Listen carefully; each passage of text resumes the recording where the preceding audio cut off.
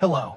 You are on a channel where we examine events not at the level of headlines, but at the level of meanings to understand what hides behind loud words and what the real consequences will be.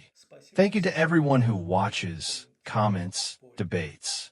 Your questions and observations keep this conversation alive, and that is precisely the strength of our channel. After Alaska, the world turned its eyes to Washington. A meeting took place there which it seemed should have clarified the positions. But ahead is a new round, bilateral talks between Zelensky and Putin, and then a possible trilateral meeting. Moscow, as usual, is again hinting at intermediate formats. For example, Istanbul. Turkey is convenient. For Ukraine, it's a neutral platform. For Russia, a friendly space where the Kremlin can feel comfortable. But the main question is different. What can we really expect from these meetings if the positions of the sides are unshakable? Russia demands recognition of territorial seizures. Ukraine refuses to discuss any concessions. From the point of view of classical diplomacy, this is a deadlock, and yet Moscow pushes forward. For it, these negotiations are not so much about Ukraine as about its own place in the world. The Kremlin is trying to turn them into an instrument for cementing the status quo. Territories are important, but legitimacy is even more important. Inside the country, Putin wants to show that he not only held on to power, but also expanded the lands. Abroad, he wants to regain the right to sit at the same table with those who only yesterday called him a pariah. If this succeeds, the consequences will go far deeper than simply controlling Ukrainian regions. Putin will cease to be a non-handshakable dictator and once again become a subject of international politics. The very fact of negotiations on his terms already gives the Kremlin a chance. Today he is invited to the table. Tomorrow they might discuss easing sanctions for the sake of peace. And even the warrant of the Hague Tribunal in this logic turns into a paper barrier that can be put aside for the sake of a grand bargain. But the game does not end there. There are no guarantees that, having secured his first success, Putin will not demand more. Tomorrow he may raise the issue not of bilateral contact with Kiev, but of holding a large international forum with the participation of all European leaders, where he would claim the role of an equal among equals, discussing Ukraine's fate as an arbiter. Ukraine understands this. For Zelensky, any concession today means a new war tomorrow. To agree to a sliced-off peace means to accept the formula. Blackmail works. But what is surprising is something else. Why does the West not fully realize this? For if today Ukraine, or part of it, is yielded to Moscow, tomorrow the same mechanism will be launched against other states. First the former Soviet republics, then the Baltics, Poland. Putin tests the world's strength step by step. And if the West once accepts that rules can be changed by force, then the entire system of international security collapses. The result is a paradox. Russia cannot go back without losing face. Ukraine cannot concede without threatening its very existence. Diplomacy in such a situation turns into theater. The sides demonstrate willingness to talk, but have no ground for a deal. And here a natural question arises for the viewer. If everyone understands this, then why are such meetings needed at all? Why does the West, which itself insists that Russia has violated every international norm, continue to sit at the same table with it? Why, despite all the violations, despite aggression and war crimes, does the West still go to negotiations with Russia? At first glance, it looks like a paradox, but there are explanations. The first explanation is the nuclear factor. Moscow openly uses the rhetoric of blackmail. Hints about the use of tactical weapons, statements about readiness to deploy nuclear systems in Belarus, demonstrative exercises of strategic forces. The West understands perfectly. In this logic, even a small risk turns into a huge threat. No one can allow a mistake that would lead to escalation on a nuclear scale. Therefore, negotiations become a kind of insurance. Better to talk than to test how serious the Kremlin is in its threats. The second explanation is the need to keep control of the situation. The West sees, if dialogue breaks off completely, Russia will act alone, creating new points of tension. Negotiations allow at least partially restraining the scenario of chaos. Even if they bring no agreements, they provide a channel of communication, and that is crucial in any crisis. The third explanation is a calculation on time. The US and Europe understand that Russia's economy is weakened, technology is leaving, sanctions are working in the long term. But all this is not a process of 1 month. While the war continues, the West is forced to balance. On the one hand, to support Ukraine. On the other, not to allow a full-scale confrontation with Russia. Negotiations provide a way to win time, prevent collapse, and, at the same time, build up pressure. The fourth explanation is domestic politics. For Western leaders, it is extremely important to show their citizens that they are doing everything possible for peace. Even if this peace is unattainable right now, the very fact of negotiations becomes a political argument. We tried. We did not reject dialogue. In democracies, this is an important element. Public opinion demands at least a symbolic demonstration of readiness to search for a solution. And finally, the fifth is the strategy of containment through conversation. The West remembers the lessons of the Cold War. The USSR also broke rules, but dialogue in the format of arms control treaties or summit meetings still took place. It was not an act of trust. It was an instrument of security. Today, the logic is the same. Negotiations with Russia are needed not because it is trusted, but precisely because it is not trusted. However, here lies the risk. For Putin, the very willingness of the West to negotiate is already a small victory. He demonstrates toughness, raises the stakes, and in the end is invited back to the table. This reinforces the sense that blackmail works. Thus, the West finds itself in a double trap. On the one hand, it cannot concede, otherwise the entire system of international law collapses. On the other, it cannot completely break contact, otherwise remains the risk of uncontrolled escalation, including nuclear.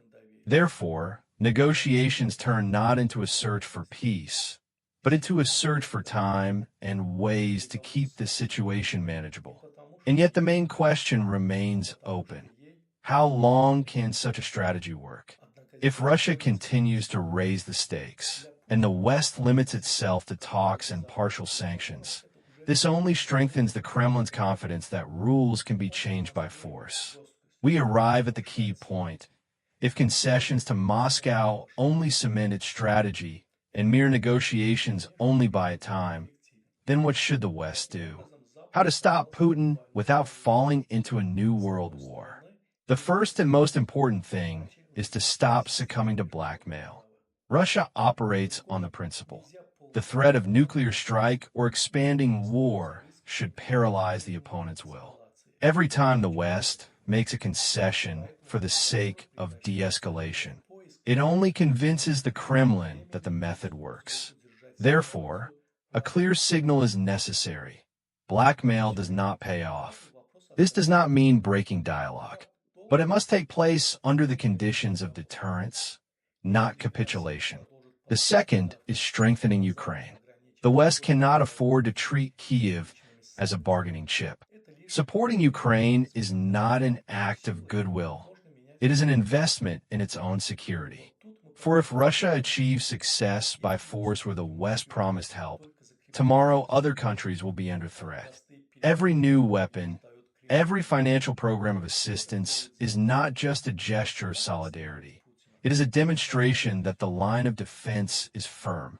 And here it is important to add, At the very moment when the fate of the civilized world is being decided in Europe through Ukraine, not a single country should think about its own profit. The U.S. must stop the rhetoric that Europe itself must pay for weapons for Ukraine. This is not someone else's war and not a neighbor's burden. This is a common struggle for the future of the global system. The Kremlin skillfully plays on NATO allies' disagreements, and any crack in unity becomes its trump card. But if it senses full determination of the allies to defend Ukraine, it will back down. And if Ukraine receives weapons and technologies in sufficient volume, Russia will suffer losses not only in manpower and equipment, but in territory as well. The third is creating real red lines. The Kremlin is used to ambiguity. Europe threatens sanctions, but continues business. The U.S. condemns, but keeps trade channels through third countries. This must stop. Red lines must be clear and public. Use of nuclear weapons, an immediate NATO military response, strike on Europe's energy infrastructure, automatic expansion of sanctions, pressure on allies, direct military support. As long as these lines do not exist, Russia will continue to probe the limits of the permissible. The fourth is strategic strangulation of the Kremlin's economy. Sanctions work, but their effectiveness is reduced by numerous loopholes. Russian oil and gas still find buyers through gray schemes. Supplies of high-tech electronics go through third countries. The West must move from half measures to systemic ones. Close bypass channels, introduce secondary sanctions, involve Asia and the Middle East in enforcement. Economic exhaustion is a long game, and it is precisely what can deprive the Kremlin of resources to continue the war. The fifth is reliance on allies. NATO has expanded, but so far remains more a symbol than a factor of deterrence. Allies in Europe must feel and demonstrate readiness for direct defense. Deployment of additional forces in Poland, the Baltics, Romania. This is a signal not only to Moscow, but to Western publics. We are ready to defend our borders. The sixth is global politics. Russia seeks support from rogue allies, North Korea, Iran, Venezuela. The West must act broader. Strengthen coalitions in Asia, Africa, Latin America, showing that the Kremlin remains in the minority. Especially important is China. It is watching how far Moscow goes and how decisively the West responds. If Beijing sees hesitation, it will be encouraged to move against Taiwan. If it sees firmness, it will choose caution. And finally, the seventh, strategy instead of reaction. Today, Putin acts on a plan, while the West merely reacts.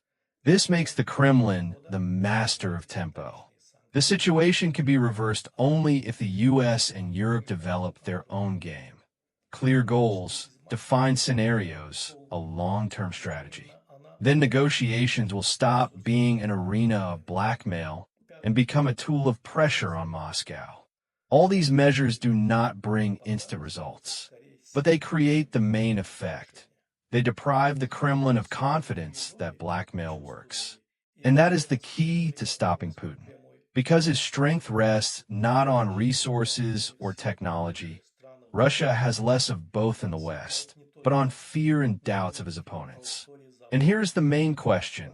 Will the West have the resolve to stop playing by someone else's rules and impose its own? On this depends not only Ukraine's future, but the fate of the entire international system. We have gone through all the key arguments. Moscow uses negotiations not to seek peace, but to secure the status quo and regain legitimacy. Ukraine understands. A concession today is a new war tomorrow.